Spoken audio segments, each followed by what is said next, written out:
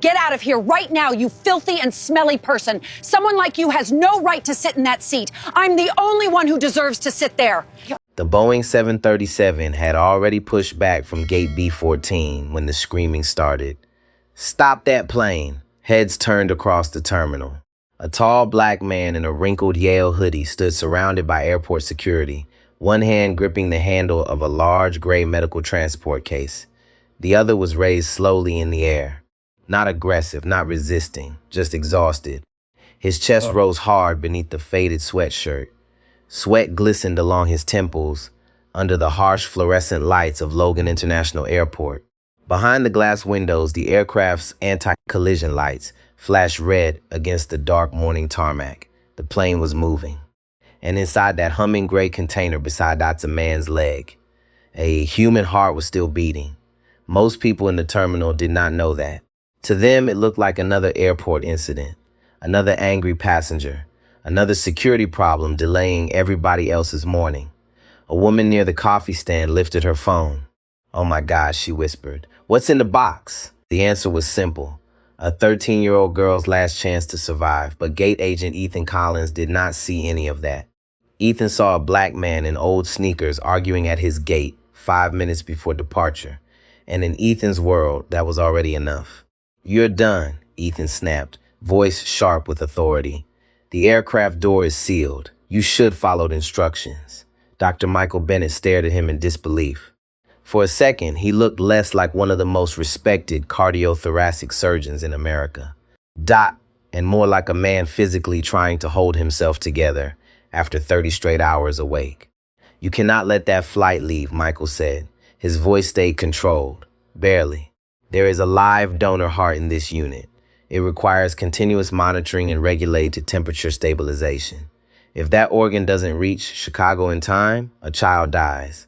The TSA supervisor beside Ethan gave a dry laugh. Marcus Doyle, 44 years old, broad shoulders, buzz cut, thick neck straining against a Navy security jacket. He stepped closer.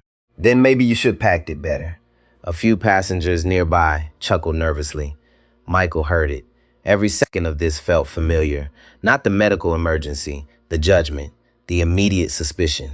The way people's eyes changed when they looked at him. Because Michael Bennett knew something most privileged people never had to think about. In America, exhaustion looked different on a black man. Stress looked dangerous, confidence looked aggressive, and authority only counted when somebody white confirmed it first. "I already showed you federal clearance," Michael said, his breathing sharpened.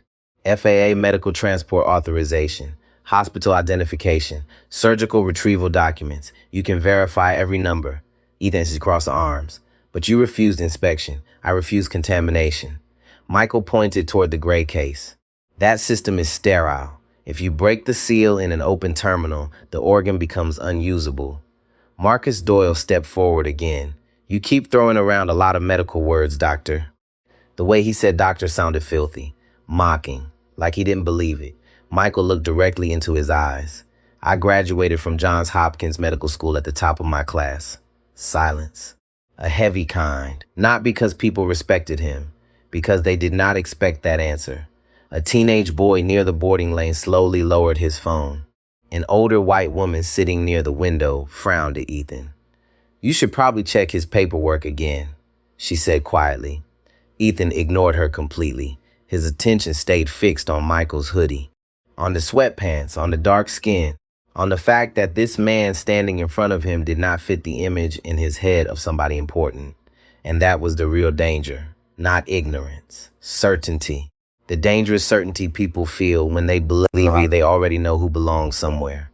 "You're holding up airport operations," Ethan said coldly. "Step away from the container." Michael's jaw tightened. "No." The word landed hard. A few heads turned immediately. Marcus Doyle moved closer. "You really want to do this?" Michael looked past them, through the terminal glass. The Boeing was still moving slowly backward from the gate. Every second mattered now. Inside the gray transport unit, warm, oxygenated blood circulated mechanically through the donor heart with a low, rhythmic hum. Steady. Alive. For now, Michael swallowed hard. Then he tried one last time. Not as a doctor, as a human being. There's a little girl waiting in Chicago, he said quietly. His voice cracked slightly from exhaustion. She's 13 years old, viral cardiomyopathy, end-stage heart failure. Her father has been sleeping in a hospital chair for 3 months praying this donor match would happen before she died. The terminal had gone almost silent now. Even Marcus stopped moving for a moment. Michael continued, I know you think I'm lying. His eyes moved between them. But if you stop me from getting on that plane, ... and that child dies because of this delay, you will remember this moment for the rest of your lives. For the first time, uncertainty flickered across Ethan Collins' face. Tiny, brief, then pride crushed it. Because some people would rather destroy another human being than admit they judged them wrong. Marcus Doyle grabbed the handle of the medical case. That's enough. Michael reacted instantly. He stepped forward and blocked him. Do not touch that unit. The words came out sharp enough to freeze the air around them. Now phones were everywhere. People recording openly. The older woman stood up completely. This is insane, she said loudly. The man showed you medical credentials. Marcus turned toward her. Mom, stay out of security procedures. Michael's pulse thundered in his ears. He knew how this looked now. A black man raising his voice in an airport. Authority figures closing in, no matter how educated he was, no matter how many lives he had saved. The situation had already become dangerous for him, because perception moved faster than truth. Marcus reached for the radio on his shoulder. We need additional officers at B-14. Ethan nodded toward the transport unit. Confiscate the container. Michael felt something cold move through his chest. Not fear, not anger, something worse. The realization that these men had enough authority to kill somebody through sheer ignorance, and they did not even understand that yet. Outside the terminal windows, the aircraft began turning slowly toward the taxiway. Flight 482 was leaving without him. The security officers came fast, their boots striking the polished terminal floor with a sound that made people move out of the way before they even understood why. Michael Bennett did not step back. He kept one hand on the gray medical transport unit and the other raised where everyone could see it. His fingers were open, empty, controlled. He had spent his life teaching residents that panic killed patients. Panic made hands shake. Panic made smart people skip steps. So he forced his breathing into order, in through the nose, hold, out through the mouth. But inside him, something was breaking. Not because he was afraid for himself, because a child's heart was being treated like luggage. A young airport police officer stopped first. His name tag read Reynolds. He looked barely 30, with tired eyes and a hand resting near his belt. What's going on here? Reynolds asked. Ethan Collins answered before Michael could speak. This passenger attempted to bring an oversized electronic device onto the aircraft after refusing proper screening. Michael turned his head slowly. That is not true. Ethan's mouth tightened. You were told the item could not go on board. It is not an item, Michael said. It is a donor heart. The officer blinked. For 1 second, his face changed. A human reaction, shock, concern. Then Marcus Doyle moved in and filled the space with his body. He claims that, Marcus said, but he refused to open the container. Michael looked at the officer. Because opening it here could ruin the organ. Officer Reynolds glanced at the gray case. The low hum coming from it was steady and soft, almost like a sleeping machine in an intensive care room. Not loud, not threatening, just alive in its own way. The second officer, a woman with gray streaks in her dark hair, leaned closer. Sir, do you have paperwork? Yes, Michael said quickly. He reached toward his messenger bag, slow and deliberate. Marcus snapped, hands where I can see them. Michael froze. The entire terminal froze with him. The old woman near the window inhaled sharply. Michael's hand hovered inches from the bag strap. He lowered it carefully. My documents are in the side pocket, he said. Hospital identification, FAA clearance, organ transport authorization, emergency contact numbers. Officer Reynolds looked at Marcus. Let him get the papers. Marcus did not like that. It showed in the small clench of his jaw. He had arrived expecting obedience. He had walked into this scene ready to control it. Now a younger officer was questioning the direction, and Marcus felt the eyes around him. Cameras. Passengers. Ethan watching from behind the counter. Authority, when it is weak inside, often grows louder outside. Marcus pointed at Michael. No, I'll retrieve them. Michael's eyes sharpened. You are not touching my medical bag without gloves. Marcus laughed once. Cold. Sir, this is an airport, not your operating room. Michael's voice dropped. And that is exactly why you should listen. For a moment, no one moved. The sentence landed with the weight of something undeniable. But Marcus hated being corrected in public. He reached down. Michael stepped between him and the bag. Not aggressively, just firmly, like a door closing. Marcus grabbed Michael by the shoulder. Move. Michael did not move. Officer Reynolds stepped forward. Supervisor Doyle, hold on. But Marcus had already made the decision that would change every life in that gate area. He shoved Michael backward. Michael hit the edge of the gate counter with his hip, hard enough to make the metal frame rattle. A few people gasped. Someone said, "Hey, stop." The gray case tilted, only slightly, but enough. The monitor on the side of the transport unit gave a sharp warning chirp. Michael's face drained. No, he lunged toward it, not toward Marcus, not toward the officers, toward the heart. Reynolds moved to stop him, reacting on instinct. The female officer grabbed Michael's arm. Marcus seized the chance and twisted the other arm behind Michael's back. Michael grunted from the pain. The old woman cried out, "He's trying to save the box." "Get him under control," Ethan shouted, his voice too loud, too eager. Michael bent forward, shoulder burning, eyes locked on the medical unit. "Keep it upright," he said through clenched teeth. "The perfusion line cannot kink. Do you hear me? Keep it upright." Marcus pressed him harder against the counter. "You don't give orders here." Michael turned his head just enough to look at him. His voice was quiet now, almost calm. "That is the difference between us. I am not trying to give orders. I am trying to keep a child alive." The words made Officer Reynolds hesitate. His grip loosened. He looked down at the container again. There were labels on it. Not hidden, not mysterious. Human organ for transplant. Priority medical transport. Do not open outside sterile environment. The female officer saw them too. Her expression shifted, but Marcus had already committed too far. So had Ethan. And men who fear humiliation often choose escalation over truth. "Take him to holding room B," Marcus said. Reynolds looked at him. "Supervisor, maybe we should call the hospital first." Marcus snapped his head toward him. "You want to run this scene, officer?" Reynolds went quiet. He was not cruel. That was the problem. He was cautious. He was young. He still believed rank meant wisdom. And in that moment, caution became complicity. Michael knew it. He saw it in the officer's eyes. The man wanted to do right, but he did not want to risk his job. That was how injustice survived, not only through hatred, through hesitation. The female officer helped pull Michael away from the counter. Michael twisted his neck, trying to keep the case in sight. "Please," he said. The word surprised everyone. It was not angry. It was raw. "I am begging you. Call Boston Memorial. Call Chicago Children's. Call the transplant coordinator. There is a 13-year-old girl already prepped for surgery." Ethan looked toward the tarmac. The aircraft was now halfway into the taxi lane. His face showed irritation, not remorse. "Flight's gone," he said. "You missed it." Michael stared at him. For the first time, the control in his face cracked. Just a little. "You made me miss it." Ethan looked away, not because he felt guilty, because he did not want to see the human consequence of his decision. Marcus grabbed the gray case by the handle. Michael surged against the officers. "Do not drag it. It has to stay level." Marcus lifted it roughly and set it on a rolling inspection cart. The unit chirped again. Short, high, terrified.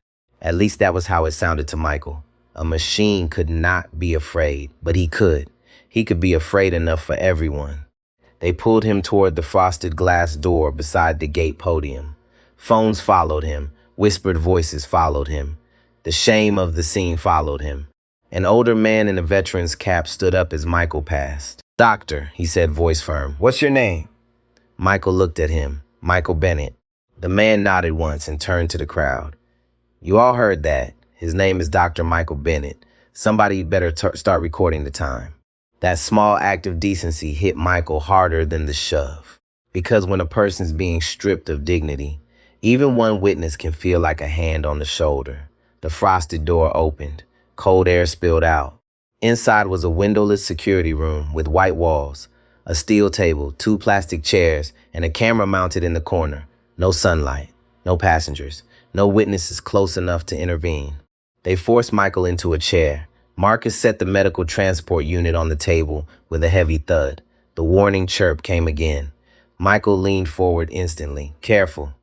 Marcus pointed a finger at his face. Sit back. Michael stared at the unit's small display. Green light, green light. Yellow flicker. His stomach dropped. Battery connection may have shifted, he said. I need to check it. You need to be quiet, Marcus said. Ethan slipped into the room behind them, breathing hard from the rush, still carrying the fragile arrogance of a man who thought he had won. The flight is closing out, Ethan said. Paperwork says passenger removed for security noncompliance. Michael looked up slowly. You falsified the record. Ethan's cheeks reddened. I documented what happened. No, Michael said. You documented what protected you. That struck too close. Ethan looked toward Marcus. Marcus opened a drawer and removed a pair of heavy trauma shears. Michael's eyes locked on the blades. The room seemed to narrow. The hum of the machine grew louder. His own heartbeat grew louder. Marcus lifted the shears and pointed them toward the tamper seal. We're going to find out what's inside. Michael stood so fast the chair scraped backward. No. The officers grabbed him again. This time he fought harder, not with fists. With the desperate strength of a man watching ignorance reach for a life. Listen to me, he said, voice rising. If you cut at that seal, the heart may be compromised. You could make it unusable. You could kill her. Marcus placed the shears against the wire. Ethan said nothing. Officer Reynolds swallowed. The female officer looked away. And on the other side of the airport glass, Flight 482 continued toward the runway, without the surgeon, without the heart, and without any idea that the person who needed it most was connected to the man sitting in the cockpit. Marcus Doyle tightened his grip on the trauma shears, and for the first time that morning, Dr. Michael Bennett felt true fear, not the kind that makes a man run, the kind that makes him still. His eyes fixed on the thin tamper seal wrapped around the medical transport unit, a piece of wire no thicker than a shoelace, so small, so ordinary. Yet it was the last barrier between a living organ and the careless hands of people who did not understand what they were touching. Put the shears down, Michael said. His voice was low, controlled, but everyone in that room heard the warning beneath it. Marcus looked at him with a hard smile. You had your chance to cooperate. I did cooperate. You refused inspection. I refused contamination. Marcus leaned closer to the unit. The fluorescent light caught the silver blades. Officer Reynolds shifted near the door, his hand half raised, then stopped. He looked like a man standing at the edge of doing the right thing, but still afraid of what it might cost him. Michael saw that hesitation, and it hurt, because hesitation was how systems fail people. One person looks away, another says nothing, a third tells himself it is not his place, and suddenly, cruelty wears a badge and calls itself procedure. Ethan Collins stood near the wall, arms folded, but his confidence had started to fray. He kept glancing toward the door, toward the hallway, toward the world outside this small white room where the truth could still catch up with him. Michael spoke again, slower this time. Officer Reynolds. The young officer looked at him. Read the label on the case. Marcus snapped, do not engage with him. Michael did not blink. Read it out loud. The female officer, whose name tag read Alvarez, turned her eyes toward the case. Her lips moved silently as she read, human organ for transplant. Priority medical transport. Do not open outside sterile environment. Her face changed. It was not dramatic, worse. It was recognition. Supervisor Doyle, she said carefully, maybe we should pause. Marcus shot her a look. Pause? Yes, Alvarez said. There are emergency contact numbers right here. Ethan pushed away from the wall. We already delayed the flight. The passenger was removed for noncompliance. The report is filed. Michael turned his head toward him. The report is false. Ethan's eyes hardened, but his throat moved when he swallowed. That's your opinion. No, Michael said. That is evidence. Cameras recorded the gate. Passengers recorded the gate. Your own system recorded that you never checked the medical notes on my reservation. The room went quiet. For the first time, Ethan understood something. Michael was not just pleading. He was documenting. That was the first sign of power people often missed. Not money, not a title, not a loud voice. Precision. Michael Bennett had spent 20 years in operating rooms where every word mattered. Every time stamp, every instrument count, every signature. He knew how institutions protected themselves, and he knew how they fell apart. Facts did not shout. Facts waited. Marcus did not like the shift. He raised the shears again. I'm done listening. Michael's body moved before thought could stop it. He surged forward. Alvarez grabbed his left arm. Reynolds caught his shoulder. The chair scraped backward and slammed into the wall. Do not cut it, Michael shouted. The sound tore out of him. Not polished. Not professional. Human. Marcus pressed the blades around the tamper wire. Ethan whispered, just open it. That was when the room phone rang. One sharp ring, then another. Everyone froze. No one moved toward it. The sound seemed too loud for the small room. Ring. Ring. Officer Reynolds looked at Marcus. You should answer that. Marcus kept the shears in place. Let it ring. Ring. Ethan stared at the phone as if it had become dangerous. Then his radio crackled. Static first. Then a voice from gate operations. Collins, where are you? Ethan snatched the radio from his belt. This is Collins. The voice on the other end was strained. Why is Flight 482 stopped on the taxiway? Ethan frowned. What? Michael lifted his head. Even Marcus looked up from the case. The radio hissed again. Flight 482 has halted pushback. Captain is demanding direct contact with B-14. Operations wants you on frequency now. Ethan's face went slack. That's not possible. They were cleared.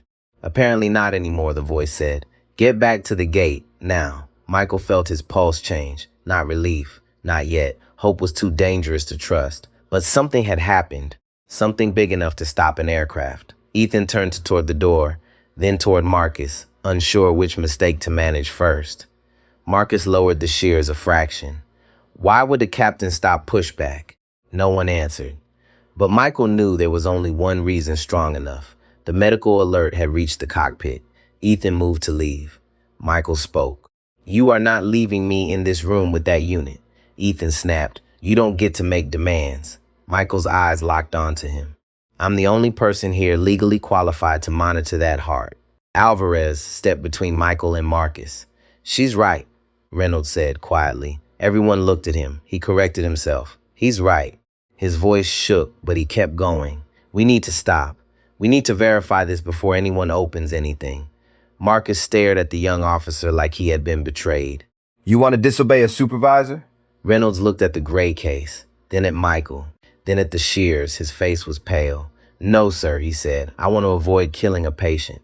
The sentence landed hard. Even Ethan flinched. Marcus took one step toward Reynolds. You better watch your mouth. Alvarez moved too, not much, just enough to stand beside Reynolds. Supervisor, she said, put the shears down. For a second, the room balanced on the edge of something ugly. Rank against conscience, pride against duty. Then the radio exploded with Ethan's name.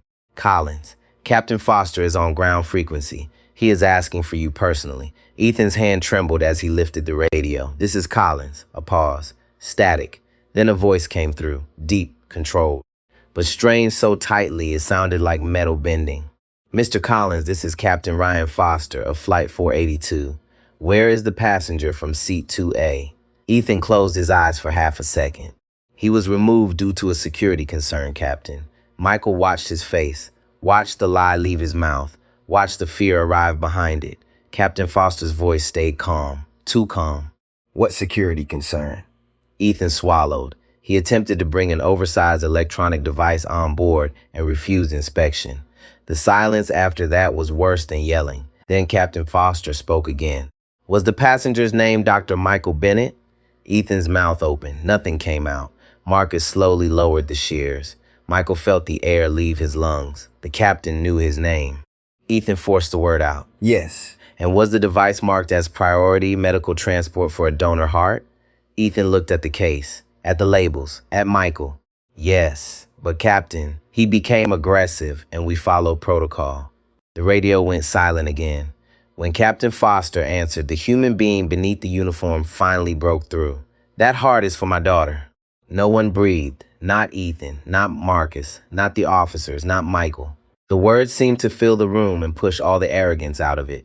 Captain Foster continued, his voice shaking now. My 13-year-old daughter is in Chicago Children's Hospital.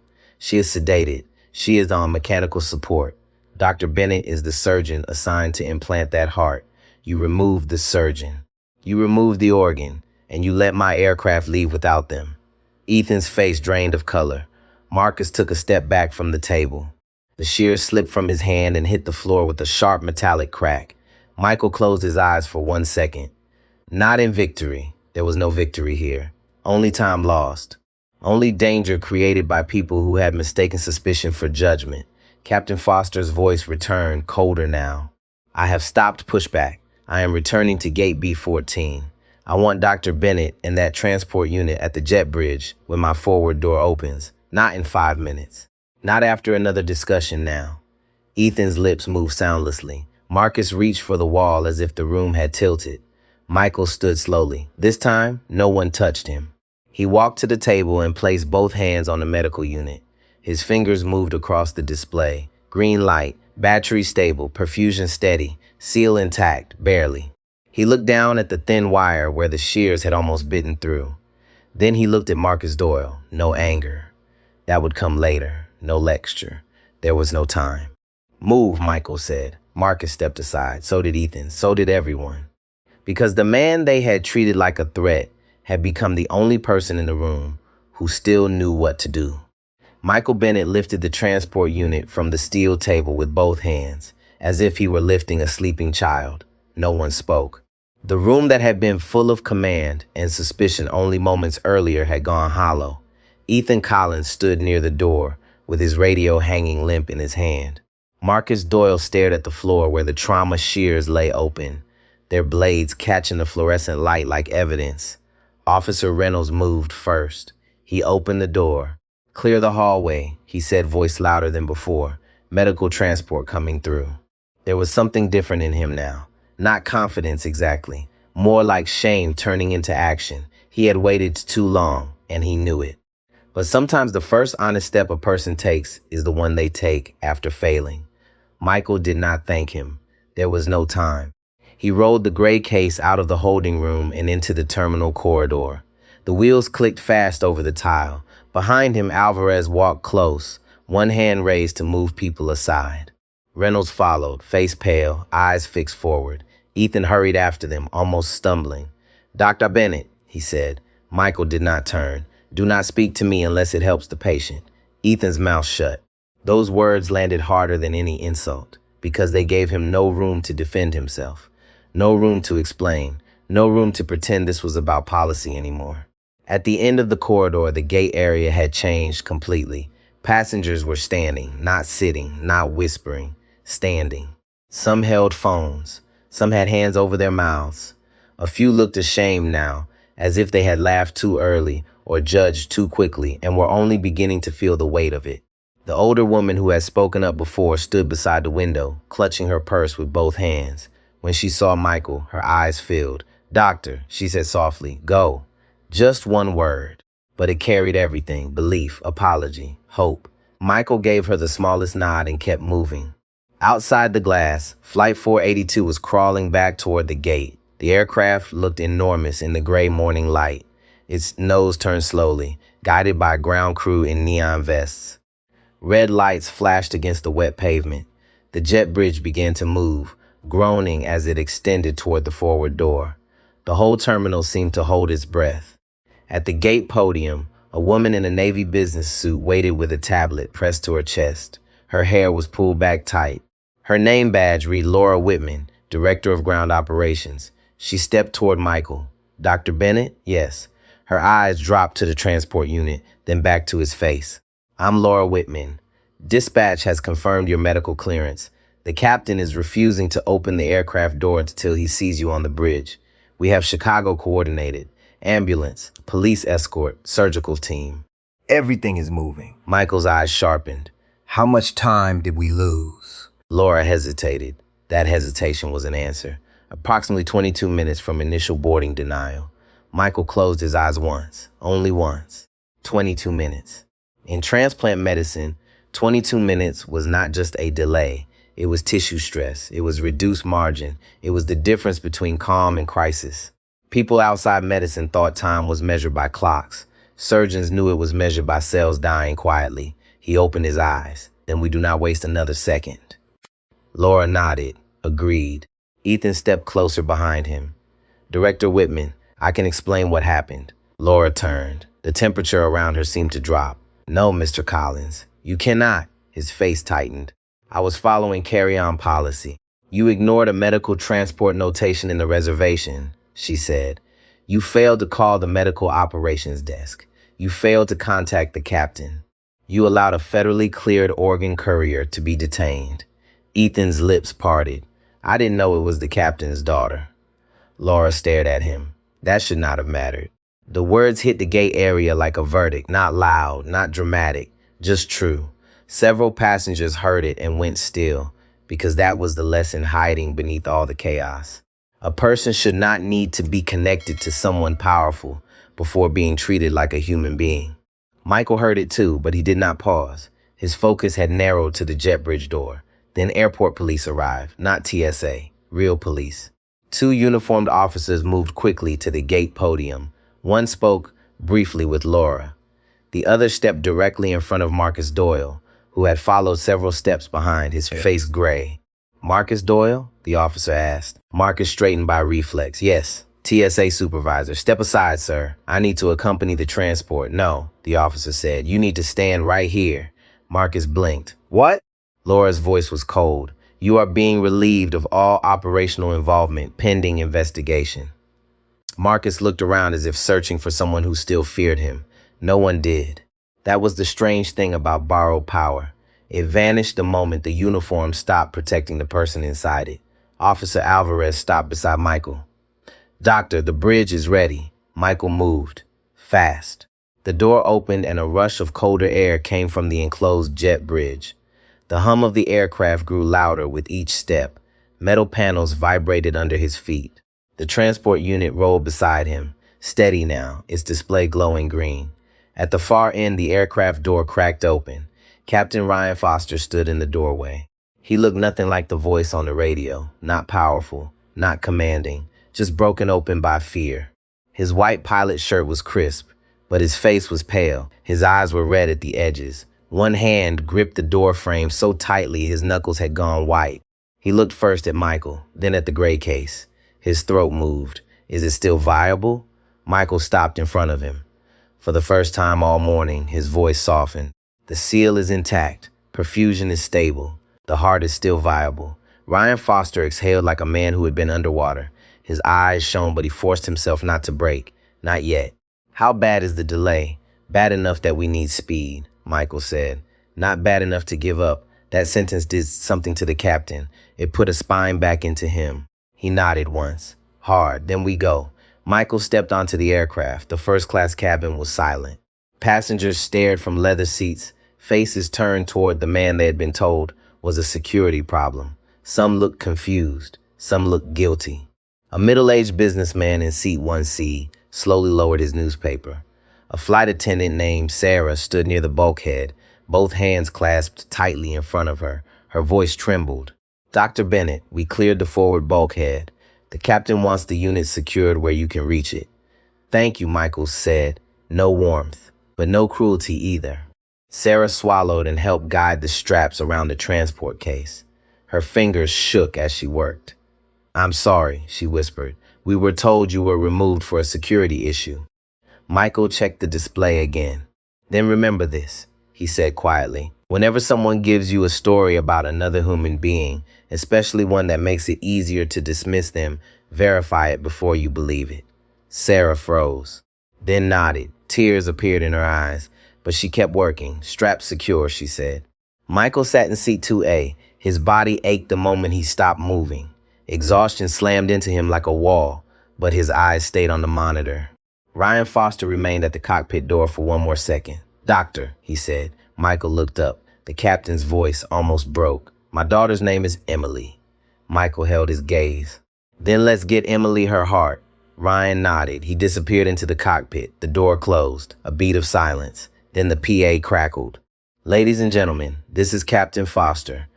We have a critical medical transport on board. We are departing immediately with priority clearance. Please remain seated and follow crew instructions without delay.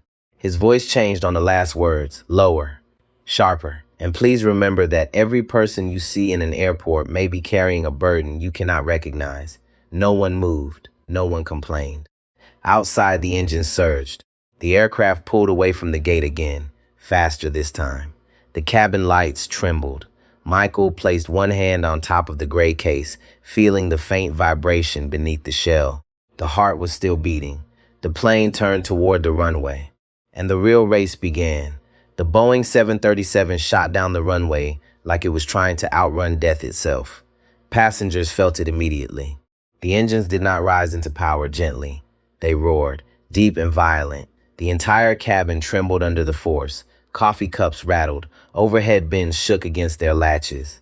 Michael Bennett kept one hand pressed against the transport unit while the aircraft accelerated beneath him. His eyes never left the monitor. Green pressure line, stable oxygenation, battery holding, for now.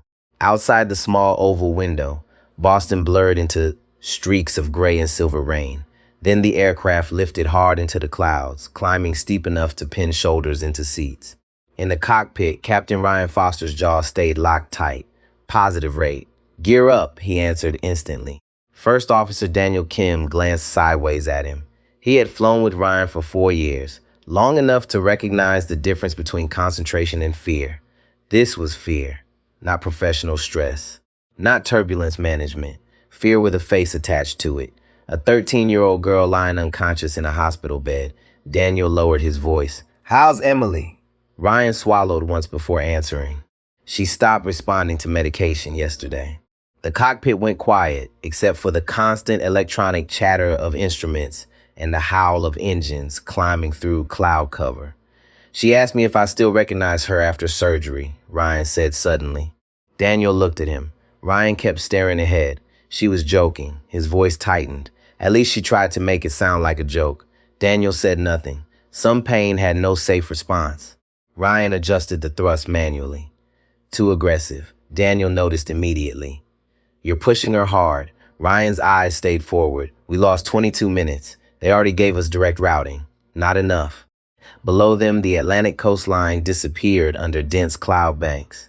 Air traffic control had cleared Flight 482 ahead of scheduled traffic, but Ryan wanted more. Not because he was reckless, because he understood math, cold medical math. Every minute changed survival odds. Every delay mattered.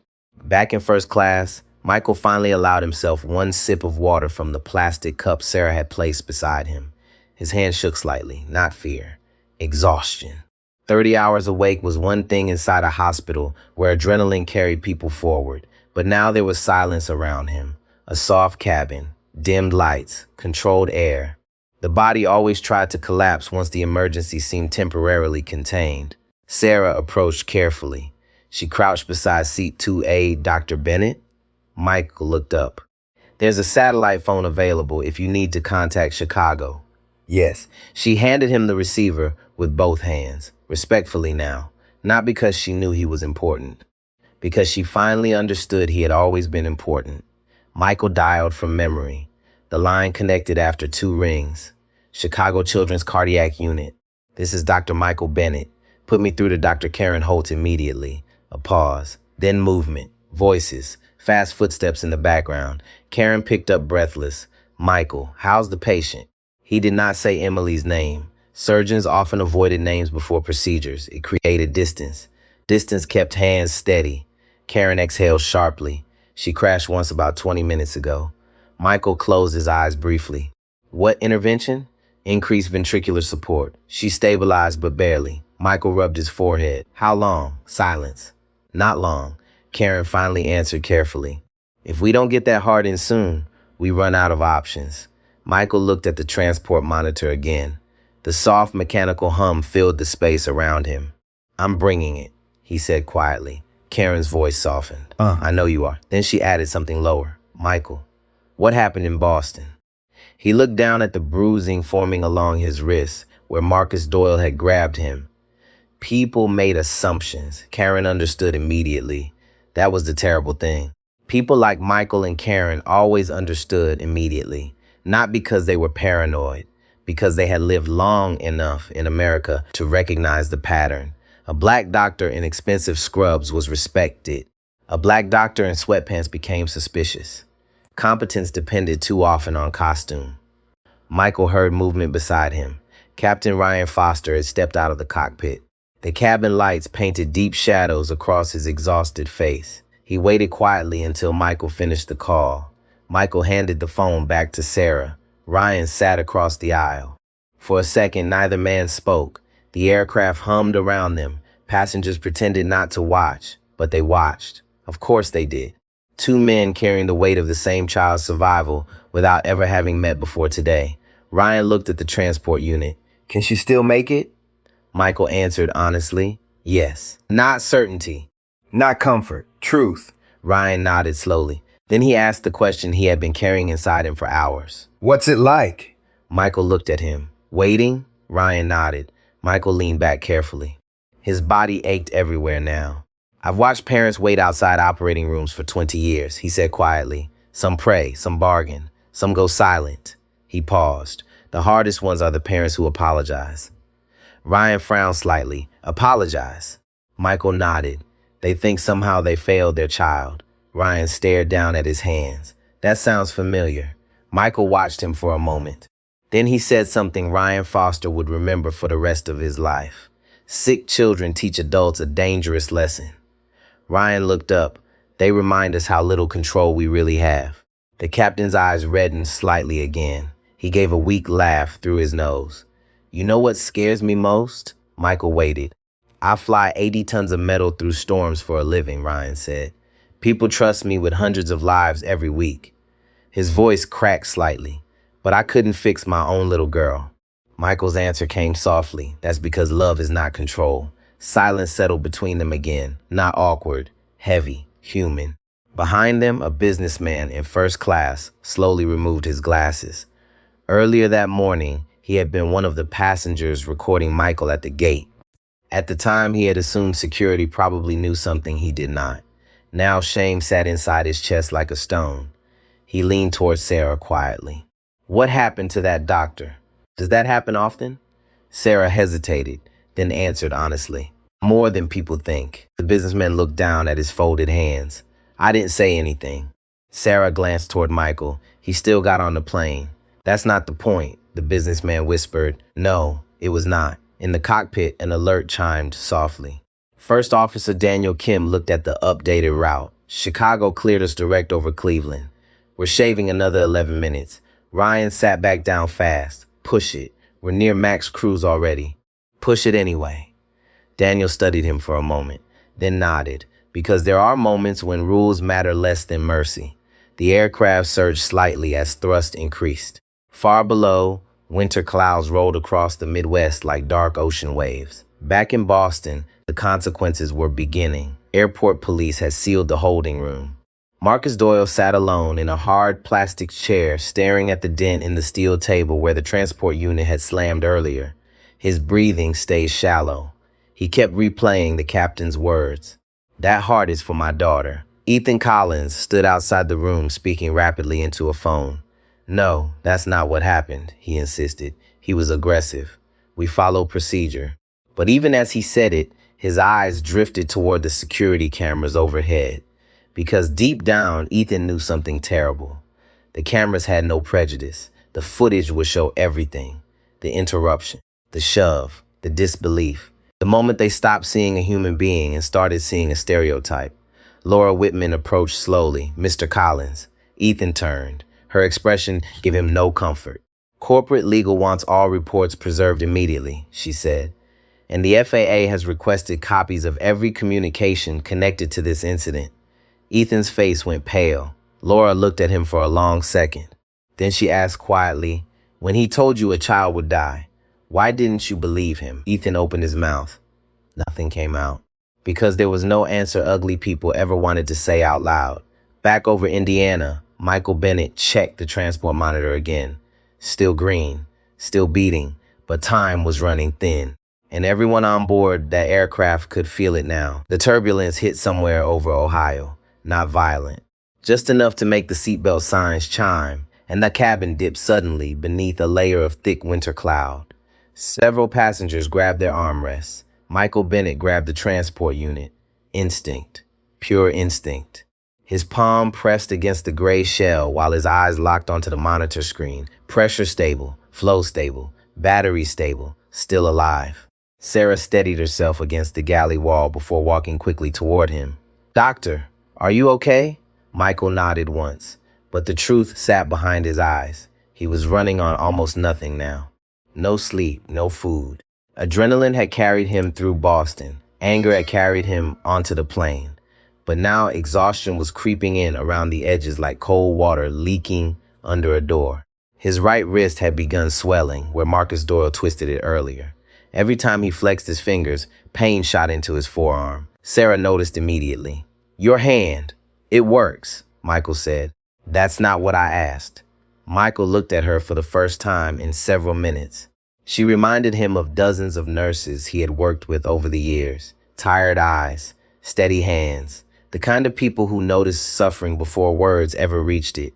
"I'll survive," he said quietly. Sarah crouched beside the seat. "You know," she said softly, "my son wants to become a doctor." Michael managed the smallest smile. "How old?" 16. "What kind?" "He changes every month." She gave a nervous laugh. "Last week it was neurosurgeon. Before that it was sports medicine." Michael nodded faintly. "Tell him to become the kind who listens."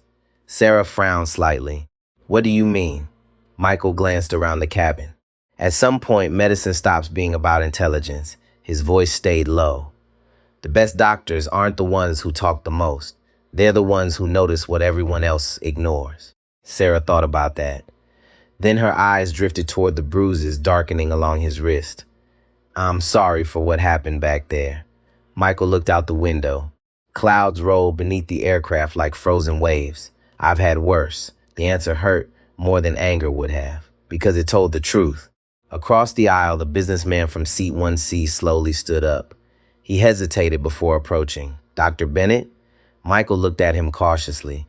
The man removed his glasses. "My name is Richard Coleman." He swallowed awkwardly. "I just wanted to say, I should spoken up sooner." Michael studied him. Richard was somewhere in his late 60s. Expensive watch. Lawyer posture. The kind of man who has spent decades in boardrooms where silence often protected comfort. I saw security grabbing you. Richard admitted, and I told myself maybe they knew something I didn't. Michael said nothing. Richard nodded slowly, ashamed now. "That's how people justify cowardice," he said quietly. "They convince themselves authority must have a reason." The cabin hummed softly around them. Michael finally answered. "Most injustice survives because decent people wait too long." Richard lowered his eyes. Then he did something unexpected. He extended his hand, not as a gesture of power or respect. Michael looked at the hand for a moment before shaking it carefully with his uninjured one. Richard returned to his seat without another word, carrying the weight of that conversation back with him. In the cockpit, Ryan Foster was fighting the clock 1 mile at a time. "Chicago Center cleared direct approach," Daniel Kim said. "No holding pattern." Ryan nodded sharply. "Good, but not enough." His eyes kept drifting toward the small photo clip beside the instrument panel. Emily, taken 2 summers earlier at Cape Cod. Sunburned cheeks, crooked smile, hair blowing across her face while she laughed at something outside the frame. Before the hospital, before machines, before words like transplant and ventricular support became part of daily life. Ryan's chest tightened. He remembered the first night she collapsed during soccer practice. The confusion, the ambulance lights, the doctors explaining viral cardiomyopathy in careful voices that sounded too calm for something destroying a child's heart. And then the waiting. God, the waiting. Parents imagine many fears when their children are born. Most never imagine sitting beside a hospital bed, praying for another family's tragedy to save their own child. Daniel glanced toward him carefully. "You should eat something." Ryan almost laughed. "I can't even swallow water. You won't help her by collapsing." Ryan rubbed both hands across his face. You know what she asked me yesterday? Daniel stayed quiet. "She asked if I'd still dance with her at her wedding someday."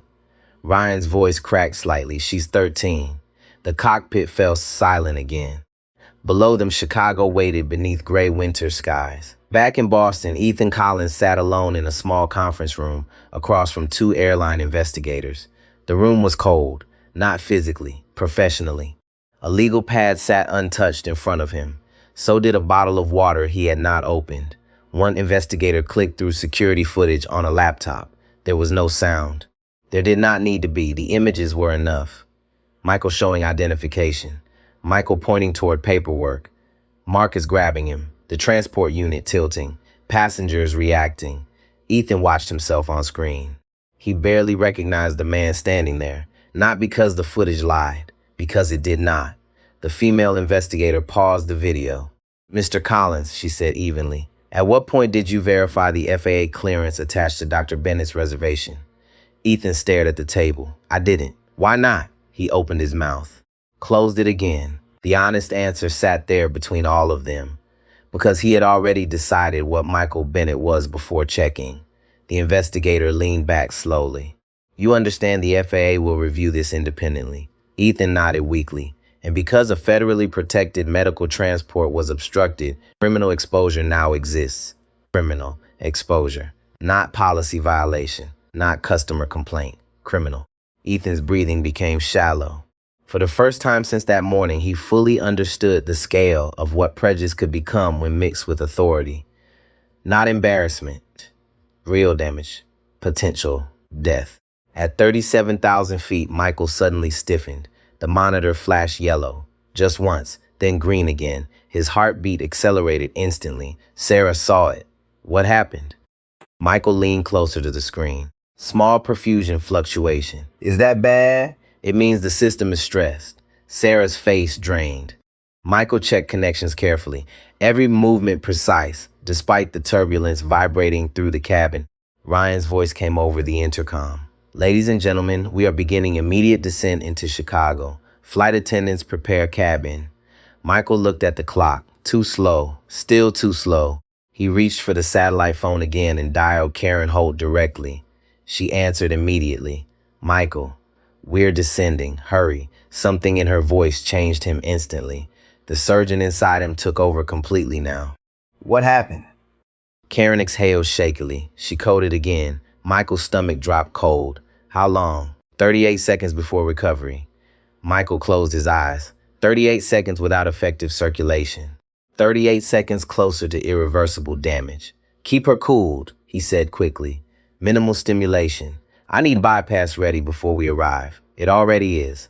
Michael looked toward the cockpit door. Then at the heart still beating inside the transport unit. Still fighting. Still alive. Karen's voice lowered. She's asking for her dad." Michael swallowed hard, then answered with quiet certainty. "Tell Emily her father is bringing her heart home." He hung up. The aircraft banked sharply through clouds. And somewhere ahead, beneath the storm and steel and noise of Chicago traffic, a little girl's life was beginning to slip. Chicago appeared beneath the clouds like a city holding its breath. Gray water, steel rooftops, thin ribbons of traffic crawling along the expressways. The skyline sat half hidden in low winter haze, and somewhere inside that massive city, a 13-year-old girl was fighting to stay alive long enough for a heart to reach her. Flight 482 came in fast. Too fast for comfort. Not unsafe. Never unsafe. Captain Ryan Foster knew the line. He had spent more than 2 decades respecting that line. But today he flew close to it with the kind of discipline that only fear and experience can create together. "Speed checks," First Officer Daniel Kim said. "Flaps 15, flaps 15. The aircraft shuddered as the flaps extended. The cabin tilted slightly. Passengers pressed back into their seats. A few closed their eyes. Nobody complained. In seat 2A, Michael Bennett braced one hand against the transport unit and one hand against the armrest. His gaze moved between the monitor and the window. Cloud, runway lights, cloud again. The unit flashed yellow once more, then green. Michael's jaw tightened.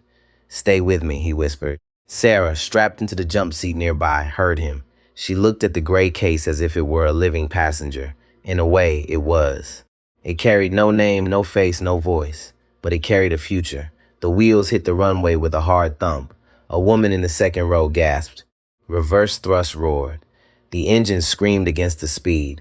The aircraft shook as if every bolt in its body had awakened at once. Michael unbuckled the moment the plane slowed below taxi speed. Sarah's eyes widened. "Doctor, seatbelt sign," he looked at her. "Open the door as soon as they tell you." She did not argue. That was how quickly people learned the difference between rule following and responsibility. In the cockpit, Ryan kept one hand on the thrust levers as they exited the runway onto a high-speed taxiway. O'Hare Ground, Flight 482, medical transport on board, request direct to emergency hard stand. The controller answered without delay. Flight 482, proceed straight ahead. Follow airport operations vehicle. Emergency units are standing by. Outside the cockpit window, a white airport operations truck with flashing amber lights pulled in front of them. Ryan saw the ambulance waiting in the distance. He also saw police cruisers, fire rescue, a mobile stair truck, a hospital transport team in bright jackets. For 1 second, the father inside him wanted to leave the cockpit and run with Michael. But the captain could not abandon the aircraft, not with passengers on board, not with engines running, not yet. Duty held him in place. It always had, and that was the cruelty of his life in that moment. He had to sit still while another man carried his daughter's only chance down the stairs. The plane stopped on the remote stand with a sharp final jolt. Sarah was already at the forward door. Her hands moved fast, trained, focused. The moment the outside crew gave the signal, she armed the handle and pulled. Cold Chicago air burst into the cabin. Michael was already moving. The transport unit rolled beside him, wheels clattering over the aircraft threshold and onto the metal platform. The sound cut through the engine noise. At the bottom of the stairs, a paramedic waved both arms. Dr. Bennett. Michael descended fast, not reckless, fast. Every movement economical, every breath controlled. A police officer opened the ambulance doors. Inside, the pediatric transport team had cleared space and secured a mounting bracket for the unit. Michael lifted the case inside with help from a paramedic.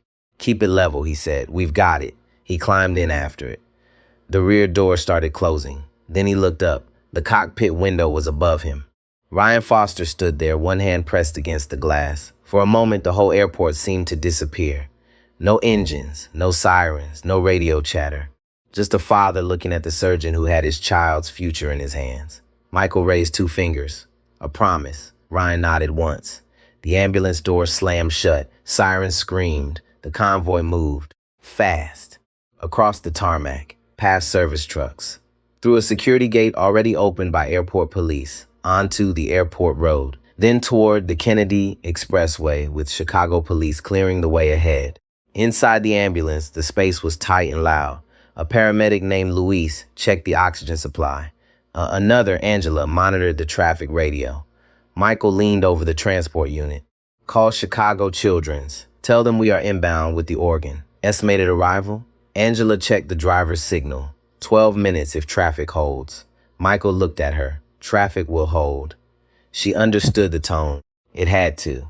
Louise glanced at Michael's wrist. "That looks bad, doctor." Michael did not look down. Later, "You may need an x-ray." "I need a sink, sterile gown, gloves, and an operating room." Louise gave a short nod. No more questions. The ambulance swerved hard around a stalled delivery truck. The transport unit shifted against its bracket. Michael caught the side with both hands. The pain in his wrist shot up his arm like fire. He bit it down. No sound. Angela saw his face tighten. "Doctor, I'm fine." He was not fine. But fine was not a physical condition anymore. Fine meant functional. Fine meant the hand still moved. Fine meant Emily Foster still had a chance. At Chicago Children's, the cardiac's surgical floor was already in controlled chaos. Dr. Karen Holt stood outside operating room 3, cap on, mask hanging loose around her neck. She was in her early 50s, small, sharp-eyed, with the calm of someone who had seen life and death walk through the same door many times. A nurse approached quickly. "Ambulance is 6 minutes out." Karen nodded. "Is Emily on bypass? Ready to initiate?" Karen looked through the glass toward the operating room. Emily Foster lay small beneath bright surgical lights, surrounded by machines larger than her body. Tubes, lines, monitors, a warming blanket pulled up to her shoulders. Her skin was pale. Her lips had a faint blue edge that no one wanted to mention. Emily's mother, Rachel Foster, stood just outside the restricted area in a cardigan thrown over yesterday's clothes. She had not slept. It showed in her face, but she stood upright anyway. Mothers do that. They stand when they should collapse. They speak calmly when their whole world is splitting open. Karen walked to her. "Rachel, Rachel looked up instantly. Is he here? The organ is almost here. Rachel gripped the edge of the chair beside her. And Ryan, he landed the plane. Rachel closed her eyes. For the first time that day, tears escaped. Not many. Just enough to prove she was still human. He promised her, she whispered. He promised he'd bring it. Karen placed a hand on her shoulder. He did.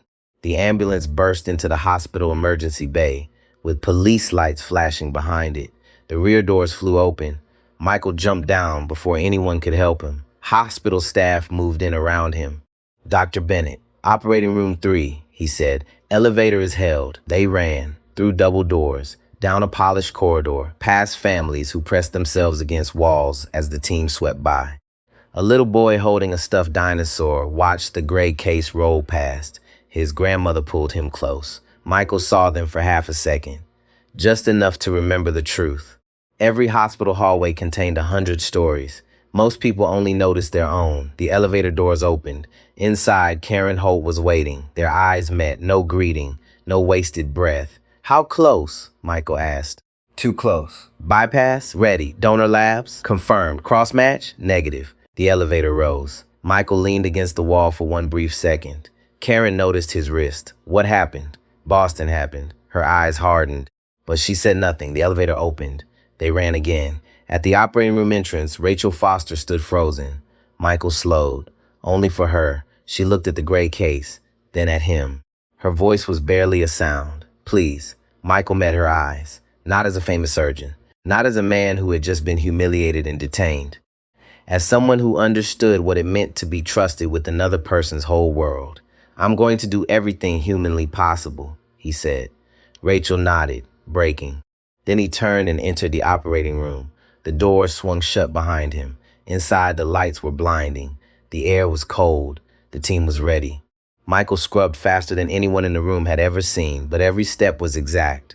Soap to elbows, rinse, sterile towel, gown, gloves, no wasted movement, no shaking. He stepped to the table. Emily's chest rose and fell under the ventilator. Small, fragile, still here. Michael looked at the monitor, then at the team. Let's bring her back. The operating room moved like a machine under pressure. No wasted motion, no unnecessary words, just the sharp rhythm of trained people standing between a child and death. Bright surgical lights burned over Emily Foster's small body. The ventilator hissed steadily beside her. Heart monitors flickered green across black screens, while perfusion pumps hummed with mechanical precision. Michael Bennett stood at the operating table with both gloved hands resting briefly against the sterile drape. One breath in, one breath out. Then the surgeon disappeared into the work. Scalpel. The instrument landed in his hand instantly. Karen Holt watched him carefully from across the table. She had worked with Michael for nearly 12 years, long enough to recognize the subtle difference between confidence and urgency. Tonight he carried both. The incision was clean, precise. His swollen wrist clearly hurt him now. Karen noticed a slight stiffness every time he rotated his hand. But Michael never acknowledged it. Surgeons learned early that pain became background noise in moments like these. Emily's chest opened slowly beneath the lights. Monitors beeped steadily. For now. Pressure? Michael asked. Stable, the anesthesiologist answered. Bypass ready. Michael nodded once. The donor transport unit sat open nearby now. Inside, the new heart rested surrounded by sterile preservation solution, red and alive under the operating room lights. A nurse glanced toward it involuntarily. Even experienced surgical staff still felt something sacred when seeing a human heart outside the body. Not symbolic, real, a person's final gift to someone they would never meet. Michael looked at it only briefly, then back at Emily, because emotion had to wait. Technique came first. Outside the operating room, Rachel Foster sat beside the wall with both hands clenched together so tightly her fingers had gone white. Captain Ryan Foster arrived running down the hallway, still wearing his pilot uniform beneath a winter coat thrown on too fast. His overnight bag bounced against his shoulder as he searched for Rachel. The moment she saw him, she stood, then collapsed against him. Ryan caught her instantly. She's in surgery, Rachel whispered. Ryan wrapped both arms around her and closed his eyes. For the first time since Boston, he finally allowed himself to shake. Not loudly, not dramatically, just small tremors running through a man who had spent too many hours holding himself together. Rachel pressed her face against his chest. "You got it here," she whispered. Ryan looked toward the operating room doors. "No," he said quietly. He did. Back inside, the atmosphere tightened. Emily's damaged heart was failing faster now. Pressure dropping, anesthesia warned. Michael's eyes stayed focused. "Initiate bypass," the perfusionist answered immediately. Bypass initiated. Machines took over the work Emily's heart could no longer manage. Blood flowed through tubing outside her body, while the surgical team worked with controlled urgency. Karen glanced toward Michael. "You okay?" "Keep moving." That was all. Sweat gathered beneath Michael's surgical cap despite the cold operating room. Every second mattered now. The donor heart had survived Boston. Security detention, flight delays, turbulence, transport across Chicago traffic. But organs were not miracles. They had limits. Michael carefully disconnected Emily's failing heart. The room grew quieter. Even the nurses seemed to breathe differently during moments like this, slower, smaller. Human beings understood instinctively when life balanced on an edge. Karen lifted her eyes toward the monitor. Flat mechanical rhythm, bypass support only. Emily's own heart was gone now. For a few seconds, her chest looked impossibly empty, fragile, too small for so much suffering. Michael extended his hand, the donor heart. A scrub nurse transferred it carefully into position. For a moment, Michael held it in both hands, warm, heavy, alive in the strange, suspended way organs remained alive. He thought briefly of the donor family somewhere out there in America. Another hospital, another hallway, another set of parents whose worst day had given Emily a future. Transplant medicine carried both grief and mercy inside the same room. Michael lowered the heart into Emily's chest. "Let's sew." The next 40 minutes became pure concentration. Tiny sutures, steady hands, clamp placement, vessel alignment. No one spoke unless necessary. Ryan Foster paced outside the waiting area like a man trapped inside his own body. He checked the clock every few seconds, even though time had stopped meaning anything. An older janitor pushing a floor machine paused nearby. "You okay, sir?" Ryan gave a tired nod automatically. The janitor studied the pilot uniform. "Your family in surgery?" Ryan swallowed. "My daughter." The older man leaned against the cleaning cart quietly. "When my wife had cancer," he said softly, "people kept telling me to stay positive." He shook his head once. "Truth is, sometimes all you can do is stay present." Ryan looked at him. The man smiled sadly. "So that's what I'll tell you. Stay present. She'll remember that part someday." Then he pushed the machine onward down the hallway. Ryan watched him disappear around the corner. Hospitals were full of strangers carrying wisdom nobody planned to give. Inside operating room 3, Michael tied the final vascular connection. Karen looked at the clock. "We're close." Michael nodded. "Prepare reperfusion." The room shifted again. This was the moment. The dangerous moment. The donor heart sat connected now inside Emily's chest, but silent, motionless, waiting. Michael looked around the table. Everyone understood what came next. "Release the clamp." The perfusionist nodded. Blood began flowing slowly into the donor heart. Dark red spread through the vessels. The muscle twitched once, then stopped. The monitor remained cold and flat. Nobody spoke. Michael leaned closer. "Come on." Another twitch. Tiny, almost invisible. Karen watched the monitor. Nothing. Michael adjusted one suture line carefully. Epinephrine, given immediately. The heart quivered again. Then stillness. Ryan Foster sat outside with Rachel beside him when the operating room phone rang at the nurse's station. Both of them looked up instantly. The nurse answered quickly, listened, then looked toward the waiting parents. Her expression gave nothing away. That was the terrifying thing about experienced nurses. They learned how to protect hope until facts arrived. Inside the operating room, tension thickened like pressure before a storm. Michael's voice stayed calm. Internal paddles. Karen handed them over. Michael positioned them gently against the small heart. Charge low. Charged. Everyone stepped back slightly. Michael looked at Emily, at the child who had waited months for this chance, at the little girl whose father had turned an aircraft around for her, at the life nearly destroyed by arrogance in an airport terminal. Clear. The shock hit. Emily's body jerked slightly. The monitor flickered. One spike. Then nothing. Karen inhaled sharply. Michael did not move. Again. Charged. Clear. Another shock. Another violent twitch. The room went silent. Then suddenly, beep. One heartbeat. Weak. Slow, but real. Everyone froze. Another beep. The heart contracted again. Blood pressure numbers began climbing slowly upward. The rhythm strengthened. Beep.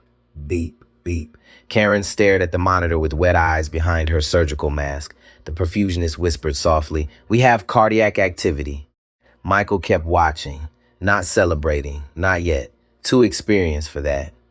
He monitored the rhythm for several long seconds while the new heart settled into its work inside Emily's chest. Then finally, slowly, he exhaled. It's beating. Outside the operating room doors, Rachel Foster covered her mouth as Karen Holt stepped into the hallway, still wearing her surgical gown. Ryan stood instantly. Neither parent could speak. Karen pulled down her mask and smiled. That was all it took. Rachel broke first, then Ryan. The captain who had controlled an aircraft through storm clouds and emergency descent buried his face into both hands and cried openly in the middle of the hospital hallway, not from weakness, from release, from gratitude, from finally understanding that his daughter's heart was beating again, because one exhausted man refused to stop fighting even after the world tried to stop him. The surgery was not over just because the heart started beating. That was the part most people never understood. Movies ended at the first heartbeat. Real life started there. Michael Bennett stood motionless for several seconds, watching the monitor stabilize while the new heart settled into rhythm inside Emily Foster's chest. Beep, beep, beep. Steady now. Not strong yet, but alive. Karen Holt adjusted her mask and looked across the table at him. Pressure is climbing. Slowly, the anesthesiologist added. Michael nodded once. Good. Keep it slow. His voice sounded rough now. The exhaustion had finally started leaking through the discipline. Sweat darkened the collar of his surgical gown. The bruising beneath his glove had spread farther down his wrist. But his hands still moved with frightening precision. Reduce bypass support gradually, he said. The perfusionist obeyed immediately. Machines began giving Emily's circulation back to her own body little by little. It was always a dangerous transition. Sometimes the new heart failed under pressure. Sometimes swelling started. Sometimes his rhythm collapsed without warning. Every person in the room knew that. No one relaxed. Karen checked the monitor again. Sinus rhythm holding. Michael finally stepped back half a pace. Not celebration. Assessment. The heart looked good. Color improving. Perfusion improving. Electrical conduction stable. For the first time all night, Hope stopped feeling fragile. A surgical resident near the back of the room stared at Michael with open admiration. He had watched senior surgeons panic during easier procedures than this. Michael never raised his voice once. Never blamed anyone. Never lost control. Even after everything in Boston. The resident spoke carefully. Dr. Bennett? Michael kept his eyes on the monitor. Yes? How did you stay calm through all of that? The room stayed quiet. Michael took a long breath before answering. Because panic is selfish. The resident blinked. Michael finally looked at him. When people panic, they focus on their own fear. His voice stayed steady. But medicine is not about your fear. It's about the patient's survival. The words settled deep into the room. Karen glanced at him quietly. That was who Michael Bennett really was beneath the exhaustion and bruises and airport humiliation. Not just brilliant, grounded.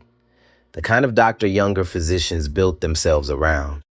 Outside the operating room, Rachel Foster sat beside Ryan with both hands wrapped around a paper cup she had forgotten to drink from. Neither of them had spoken for almost 10 minutes.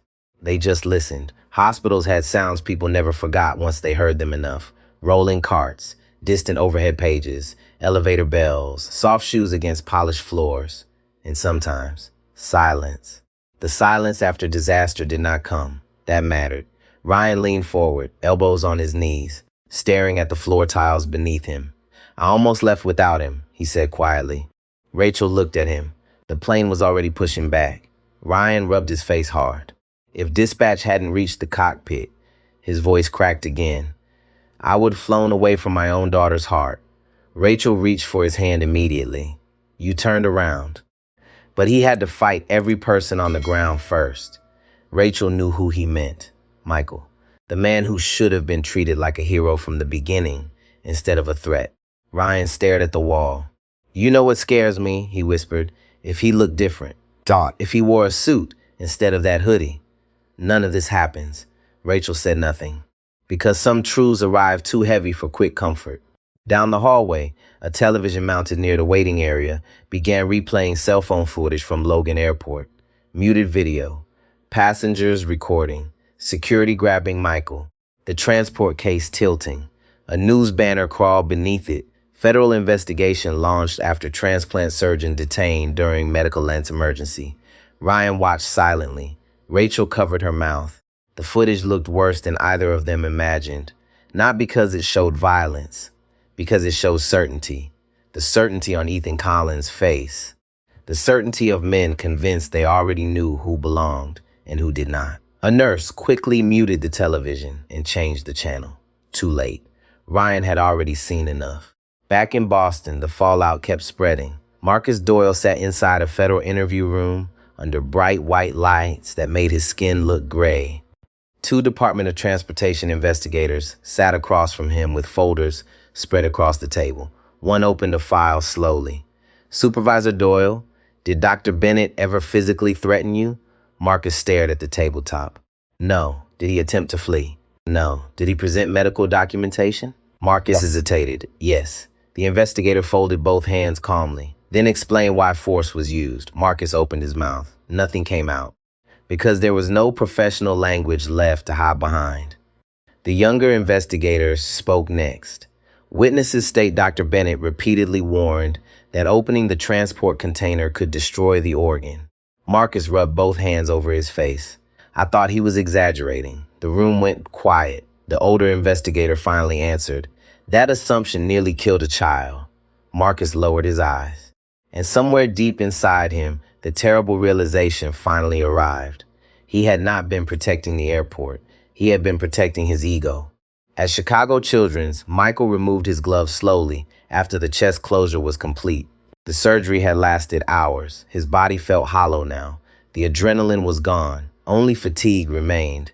Karen peeled off her mask and studied him. You need imaging on that wrist. Michael flexed his fingers carefully. They still work. That is not the standard orthopedic definition of healthy. Michael gave the faintest smile. Karen stepped beside him at the sink.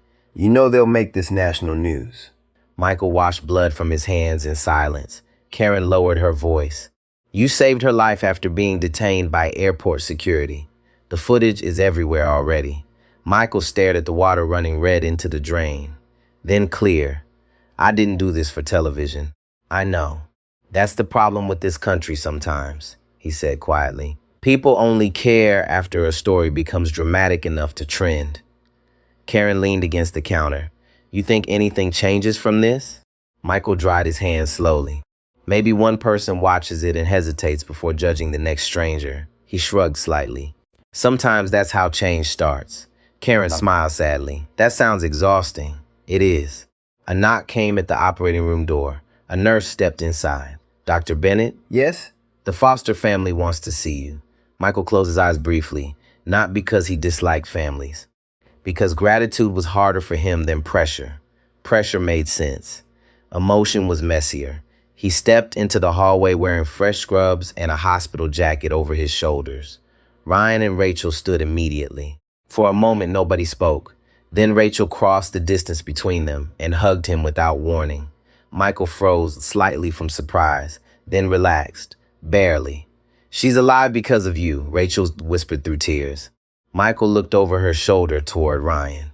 No, he said softly. She's alive because a donor family made an impossible decision during the worst moment of their lives. Ryan stepped forward next. The captain's eyes were still red. I owe you everything. Michael shook his head immediately. No parent owes a surgeon for doing his job. Ryan looked at the bruises on Michael's wrist. That wasn't just your job. Silence settled between them. Heavy. Honest. Then Ryan asked quietly, why didn't you give up back there? Michael thought about the question for several seconds. About the airport, the suspicion, the hands grabbing him, the disbelief. Then about Emily lying inside that operating room with a new heart beating steadily in her chest. Finally, he answered, because too many people already give up on each other too quickly. Rachel started crying again. Ryan lowered his head. And Michael Bennett, the exhausted surgeon people once saw as a security threat, stood quietly in the middle of that hospital hallway, carrying more dignity than anyone who had tried to stop him. By sunrise, Emily Foster was still alive. That was the first miracle. Not the clean, shining kind people imagine when they hear the word miracle. This one came with tubes, monitors, medication pumps, and a breathing machine whispering beside her bed. It came with bruised parents sitting in plastic chairs. It came with nurses adjusting lines every few minutes and doctors speaking in quiet voices outside the glass. But her new heart was beating. That was enough. Ryan Foster stood outside the pediatric cardiac ICU with one hand pressed against the window. He had changed out of his pilot jacket, but his white uniform shirt was still wrinkled from the flight. His tie hung loose. His eyes stayed fixed on Emily's face. Rachel stood beside him, her shoulder touching his. "She looks different," she whispered. Ryan nodded. "She has color again." Inside the room, Emily's chest rose and fell gently with the ventilator. Her face was pale, but not gray anymore, not blue. Pale like a child sleeping after a long fever. Dr. Karen Holt stepped beside them. "She's stable," Karen said. "The next 24 hours matter. But the graph is working beautifully." Rachel closed her eyes and mouthed a silent thank you. Ryan did not speak. He could not. Behind him, Michael Bennett walked slowly down the hall, with his wrists wrapped in a temporary brace. A nurse had finally forced him into imaging after the surgery. No fracture, bad sprain, deep bruising, enough pain to make most people stop using the hand. Michael had only asked when he could scrub in again. Karen had told him to sit down before she sedated him herself. Now he moved like a man whose body had discovered every hour of sleep it had missed. Ryan turned when he heard the footsteps. For a moment, the captain and the surgeon just looked at each other. No cockpit, no operating room, no authority. Just two men standing on the other side of a night that could have ended very differently. Ryan crossed the hall and embraced him. Hard. Michael stiffened at first. Then he let the man hold on. "Thank you," Ryan said into his shoulder. "Not as a captain, as her father." Michael's eyes softened. "You were her father before you were ever the captain." Ryan pulled back slowly. "I should have known sooner. I should have checked the manifests myself before pushback." Michael shook his head. "No, the failure started before the cockpit." That sentence stayed in the air, clean, direct, no bitterness, just truth. At Logan International, that truth was already moving through conference rooms, legal offices, and federal inboxes. Ethan Collins sat across from airline executives, with his hands folded so tightly his knuckles looked white. Marcus Doyle sat in a separate room with a union representative who had stopped making promises after seeing the footage. The videos had spread fast. A traveler had posted the moment Michael was shoved against the gate counter. Another had captured Ethan saying the words "security risk," while Michael pointed to the medical labels. A third clip showed the transport unit chirping after Marcus tilted it. No one had to add commentary. The footage spoke for itself. By noon, the airline issued a statement. It was careful, legal, polished. Ryan read it from his phone in the ICU waiting area and felt anger rise again. Regret the incident, reviewing procedures, committed to passenger safety. He lowered the phone. Rachel saw his face. "What?" "They're trying to make it sound like a misunderstanding." Michael sat across from them, a cup of hospital coffee untouched in his hand. "It was not a misunderstanding," he said. Rachel looked at him. His voice was tired, but steady. "A misunderstanding is when someone hears the wrong gate number. This was disbelief. That's different." Ryan stared at him. Michael continued. "They did not believe the documents. They did not believe the labels. They did not believe the hospital identification. They did not believe me until your daughter made me matter to them." Rachel's eyes filled again. Michael looked toward Emily's room. "That is the part people need to understand. I should not have needed a powerful connection to be treated with basic care." No one spoke after that. Because some sentences do not need witnesses to respond. They only need to be remembered. Later that afternoon, Laura Whitman from Ground Operations called Michael personally. Her voice was firm, professional, but stripped of the usual corporate polish. "Dr. Bennett, Mr. Collins has been terminated pending final review." Mr. Doyle has been removed from duty. The airport authority and federal investigators have taken over. Michael listened from a quiet corner near the ICU vending machines. I appreciate the update. There will be public apologies, Laura said, formal ones. Michael looked down at the brace on his wrist. Apologies are not systems. Laura went quiet. He did not say it cruelly. He said it like a surgeon naming what was broken. I understand, she said at last. I hope so, Michael replied, because next time the person being questioned may not have a captain connected to them. Next time there may be no one powerful enough to stop the plane. Laura's breath caught slightly. Then she said, we are changing the process. Medical transport flags will now require supervisor verification before denial. No gate agent can override him alone. Michael closed his eyes. Good. Not enough. But good. Change often arrives small at first. A form changed. A phone call required. A person trained to pause before assuming. Sometimes a life was saved not by heroism, but by a better checklist and someone humble enough to follow it. 3 days later, Emily woke up. Not fully. Not dramatically. She opened her eyes under soft ICU light while Rachel held her hand and Ryan leaned close enough to hear the first thin whisper. Dad? Ryan broke instantly. I'm here, sweetheart. Her eyes moved slowly toward the machines, then back to him. Did you fly fast? Ryan laughed through tears, very fast. Rachel kissed Emily's forehead gently. A doctor brought your heart all the way here. Emily blinked slowly. The one you told me about, Ryan nodded. The best one. When Michael visited later, he stood at the foot of the bed wearing fresh scrubs and the wrist brace Emily noticed immediately. You got hurt, she whispered. Michael smiled softly. A little. For me? The room became very still. Michael stepped closer. For you, he said, and for the person who gave you this heart, and for every patient who deserves to be protected before they are judged. Emily was too young to understand all of it, but she understood kindness. She lifted her small hand. Michael took it carefully. Her fingers were weak, warm, alive. Weeks passed. The story did not fade quickly. News programs replayed the airport footage. Medical associations discussed transport protections. Aviation panels debated gate authority. Civil rights advocates spoke about bias in public safety decisions. But Michael avoided most interviews. He gave one statement outside Boston Memorial Hospital, standing in a dark overcoat beneath a pale winter sky. He did not raise his voice. He did not perform anger. He simply said what mattered. A person's dignity should not depend on their clothing, their race, their accent, their job title, or who they know. In emergencies, assumptions are not just unfair. They are dangerous. Then he walked back inside the hospital. That was Michael Bennett. He had no interest in becoming a symbol.